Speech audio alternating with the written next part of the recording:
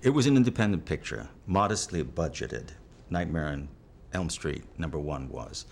A lot of people were working who were relatively new to working in films, working a little bit for the thrill of it. At a certain stage, I don't mean to be condescending, but having been around a long, long time, I suddenly said, "It's, Ma, look, I'm making a movie idea, you know?" And why not? I mean, I did it too at that time in my life. But I remember more clearly and vividly #3 only because I worked the first couple of days and then came back to work, I think, the very last day. Well, the first I remember seeing all these people, "What, you need something? Wait, I'll get it, wait." Oh, I mean, the energy and enthusiasm and a lot of earrings, you know, running around the set. Everybody was so excited and so on. I came back for the last day. I think it was Rachel who was the second assistant or something. "Quiet on the set." Shut up. They want it quiet. Well, they had worked 14 and 15 hours a day. They were no longer thrilled with making a movie. They were rebellious. After we had finished the first film, it was such a small film. I mean, our budget was so small. And when we had the screening, we had it in a little screening room at Warner Brothers, and me and Johnny had arrived late, and Amanda Wiss, and all of the people had come to my house first, and we'd had, you know, a little celebration. We got to the theater, and there were no seats for us, so we had to sit on the floor. And the fire marshal came and told us we couldn't show the film because the theater wasn't big enough. So some people either left or we ended up sitting on the floor. I mean, it was so small, film written all over it, you know, and our clothes had all come from the, you know, Salvation Army, basically, maybe with some new socks thrown in here and there. It was pathetic when I think about it. And then they made the second one, and I thought, I can't believe they're doing that. I mean, of course it was successful, so I could believe that they were doing that, but to me, I was very glad, like, I don't want to be part of that. And then I remember a trick-or-treater came to my door who was dressed as Freddy, and I went, he's big. He's a household name. Freddy Krueger is it. And I was in college at the time, and fraternities were having parties, and people were coming dressed as Freddy, and no one ever came dressed as Nancy, but people came dressed as Freddy, and I thought, well, this is even getting bigger, and I realized this is what they're going to make a lot of money off of, and I never thought I'd be part of it again. And then Wes had had a falling out with New Line Cinema, so I knew I was kind of attached to him, and I knew I wouldn't be a part. And then they let Wes write the screenplay for the third one, and he called me and said, "I'd like to put your character back in, and I'd only want to do this if you said now that you would be in it," and, you know, the same gracious way that he always does things. And I said, oh, he called me on my birthday. I said, "This is the best birthday present I could have ever gotten." I said, "This is," and I assumed he would direct it, and I was like, of course, I'm so excited. And then he wasn't signed up to direct after all, and Chuck Russell came in and he rewrote, and so we made that film. And, you know, by then it was just on its own.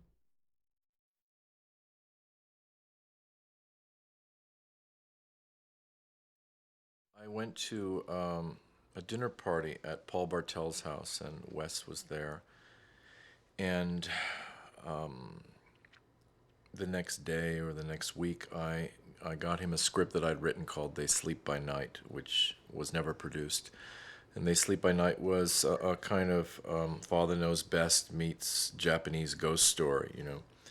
And there was a lot of dream imagery in it. And Wes liked it sufficiently to ask me to do Beetlejuice with him when he was offered that. We had some meetings about Beetlejuice, and then that somehow fell through, as projects do in Hollywood. But then some months later, Bob Shea approached him to do the third Nightmare on Elm Street, and he generously thought of me and asked me if I'd like to do it with him. Of course, I said I would. What I said about it, I said, okay, if we're going to do a sequel, how do you make it worthwhile? How do you make it, you know, worth doing? I said, what you have to do is you have to take somehow it to the next level. That's the only real justification for doing a sequel. You have to somehow take something and say, okay, that was the foundation. Now, what's the next story? So, since the first one was about a character who sort of fought everything alone, I said, well, what is the truth of the way it works in the human community? I mean, if somebody has a great idea and fights alone, that's one thing, but there are also people that have visions together that are still kind of fighting alone in a small group, but they still have a sort of cohesion and a power that is greater than their individual parts. So I thought up the idea for Dream Warriors, where kids would have the ability to join with other kids. And I thought also that would be a very kind of hopeful symbol for kids watching, that somehow were tortured by the sense that they were alone in their vision of the world and in their sensibilities.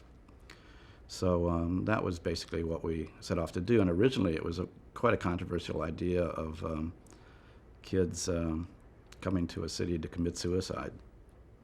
And that they were really being killed by Freddy. But the phenomenon seemed to be that kids were coming and committing suicide in this particular city, and what it was is they were drifting in as dream warriors, but they had not cohered yet, and were being picked off by Freddy. That's just an example of how a script starts one place and ends up another place, but it still had that idea of, we wanted the idea of that kids were being treated as basically crazy, but it was a vision that had made them appear crazy, but they really saw something. And were completely desperate on their own, but found once they were in the community of other kids that had the same vision that they had a strength. When I saw the first Nightmare on Elm Street, the best scene for me was when he outstretches his arms and she says, "Oh my God," and he points to the blades and says, "This is God." I really loved that. And my feeling, I'm not even sure if I'd seen all of the second one, My feeling was that we had carte blanche, and the films that I adored were Buñuel, the dream sequences, Los Olvidados, where the mother appears holding raw meat to her son. I wanted to be able to do things closer to that, and to be as fluid with time and images as we could. Rather than to return to the first nightmare, or to, I'm not sure what my notion was, but it wasn't to do a new, improved Nightmare on Elm Street. It was really to do kind of an art film. I had no illusions what we were doing, but nevertheless, things that I concocted, they were not challenged. You could come up with something that as a young filmmaker, you would get excited about an image, and it would be, you could do that. You could put that into action. They would shoot that theoretically. There were no executives saying, "No, you can't do that. It's too appalling," or "It doesn't make sense," etc. Because Wes, the gravity of having him back, etc., wouldn't allow that. Nightmare 3 is strange for me because I actually wrote a draft myself and a treatment. I don't remember whether I had a pitch or not. I think I had a pitch. And so what I really have are memories of what I wanted it to be at that time. And what I felt was really necessary was a huge reiteration of the backstory for Nightmare 3. And I think that might have been also somewhat influenced or part of the Wes script. What happened on Nightmare 3 was that Wes Craven and Bruce Wagner wrote an initial script, and it was really undoable. It was Freddy could do anything, and one of the problems was that you didn't want to create a character who could do anything. The things I remember were that Freddy could just shapeshift into absolutely anything, and there were no rules. And so not only was it undoable production-wise, but with no rules, there was no fear anymore. And I suggested, having worked with Chuck Russell before, I suggested that Chuck was a very strong writer and had a very strong. Chuck had come to me and said, "I have a take on this. I'd really love to do this series. Can you take me into Bob?"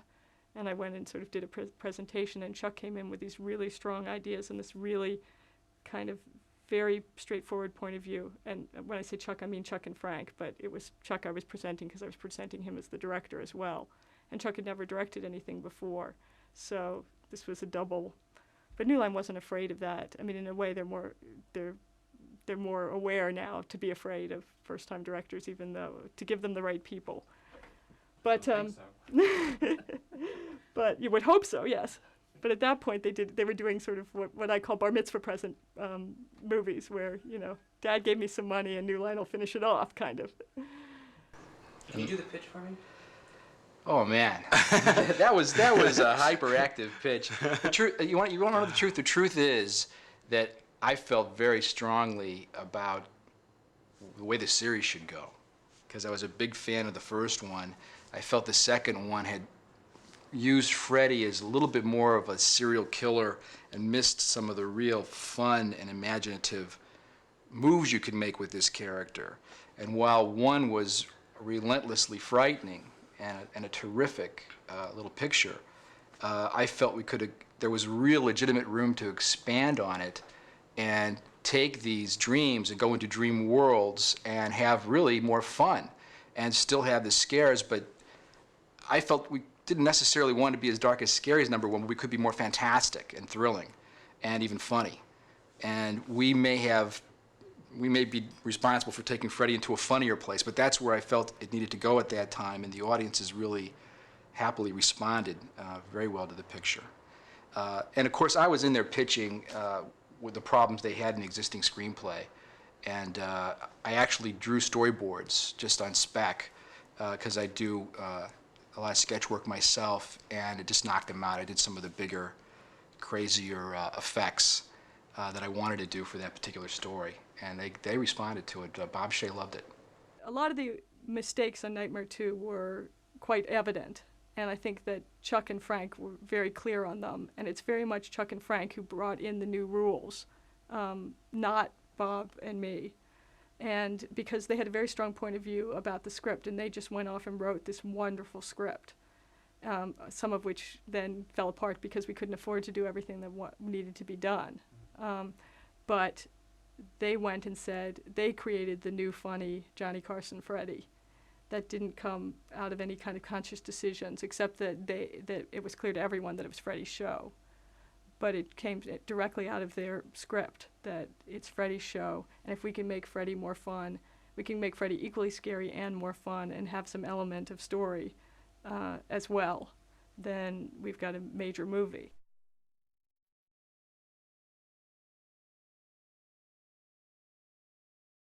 The thing that really sticks out in my head was the barking pig. Oh yeah, they wouldn't let me do that. I know, I know. My favorite thing in the movie is when she's in that room with the sort of rotted, cooked pig on the table.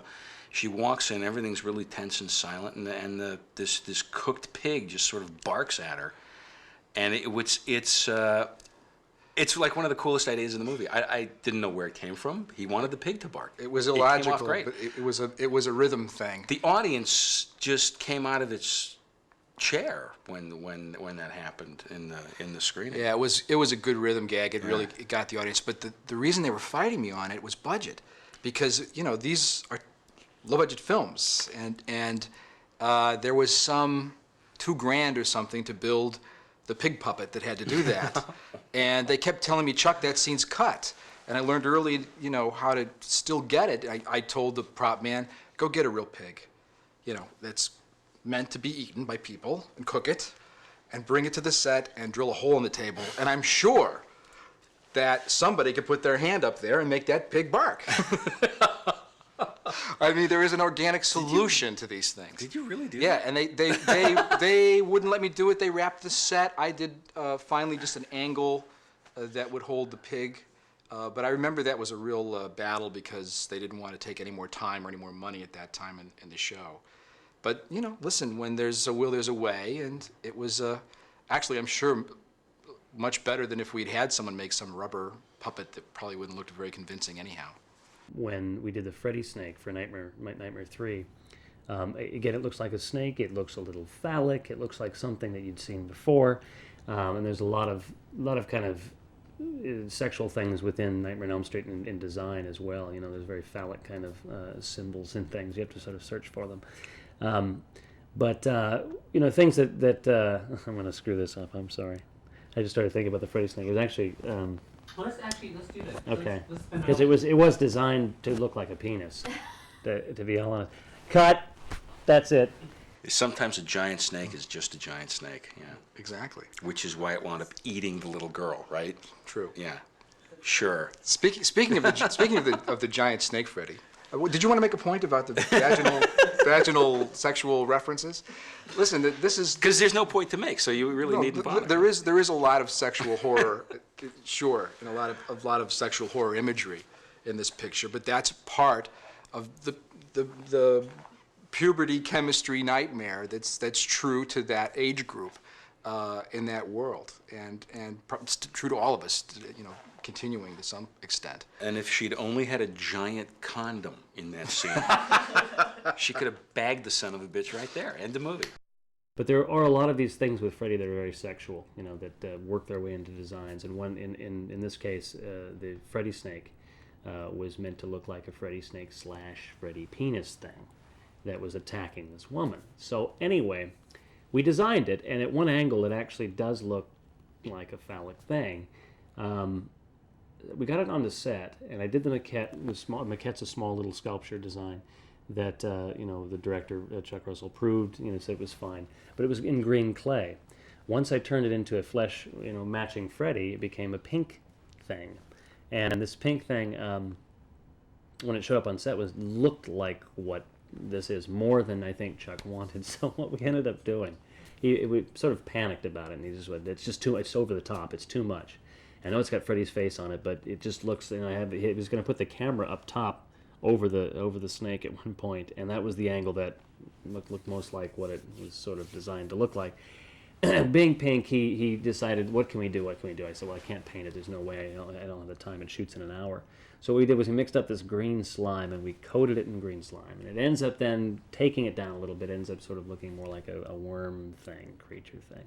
But it wasn't my original idea, really. The giant snake Freddy scene was a test for me personally, because it came fairly early in our stage shoot, of having to think on your feet, which all beginning directors have to do with limited budgets, especially when you don't want to do effects. Because when that thing came to the set, it was each Freddy effect gets its own pet name, and that was called the Nerf Freddy, because I was really concerned about safety, having come from kind of a stunt second unit background, and it had to gobble up Patricia Arquette. I didn't want any hardware to hurt her.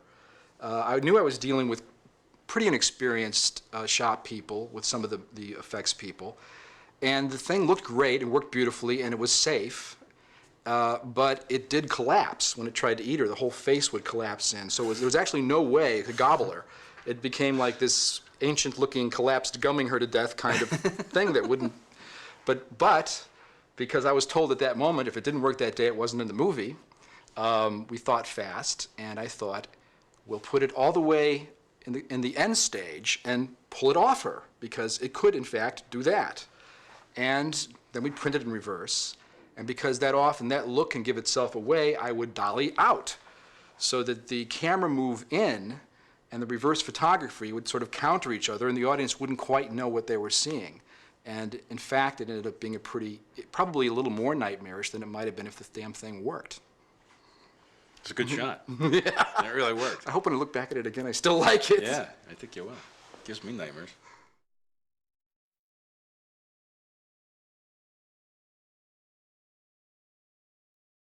Most, if not all, of what you see in these movies is written by the writers.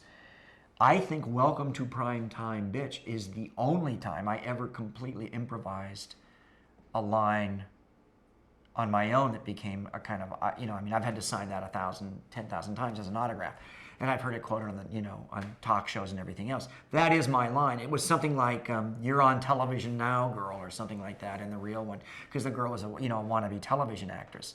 And it was just too many syllables, and it just didn't ring right, and Welcome to Prime Time, Bitch was mine. But that's about the only one that I really claim. I mean, a lot of the great lines were written down, and they were like in cement. before, you know, I ever showed up. The whole TV nightmare scene with one of the lines that became a little more popular, which was "Welcome to Primetime, bitch." It's hard to say it not in character. It's so bad when you're not Robert Englund right in the scene, but you know, those were things that they were questioning at the time, but it worked like gangbusters in test screenings. I mean, this was the stuff that our audience ate up. When Wes and I turned in the script, it was rewritten and by Chuck and Frank, who, you know, had to make it their own. And Wes and I were not involved in that. But I remember having the idea of, I remember when my father used to walk me when I was a boy, very young, and I would stand on his feet. And I know that that's something that fathers do. And I thought of the idea that what if Freddy Krueger did that, walked this boy like a father into traffic, basically, killed this boy. The idea of abduction now, you know, in America is something that's so codified.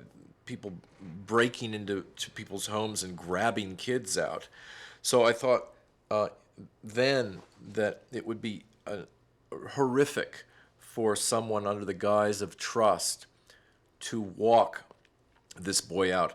Then Darabont and Chuck Russell, when I finally saw the film, I saw that they had done this same thing, but they had actually used tendons, the boy's tendons, to walk him like a marionette.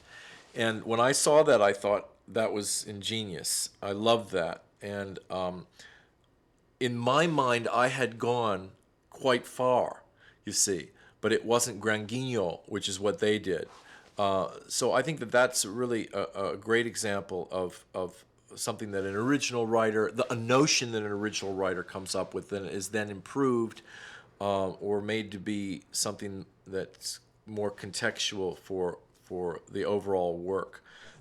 The mirror room, the mirror scene was one of the most difficult effects. And in fact, it may have been overly ambitious in concept because we couldn't figure out how to do it almost ever till the very end of post-production when one of our best optical guys, Hoyt Yateman, and I ended up just plain projecting Freddy's image onto some Mylar paper and warping it a frame at a time. We were desperate men, and it was the middle of the night, and we just plain had to finish the movie. It was all over, and I didn't know how to cut the movie together without that scene at that point. And fortunately, it had a very dreamy, nightmare-y look and seemed to be, you know, appropriate and fun.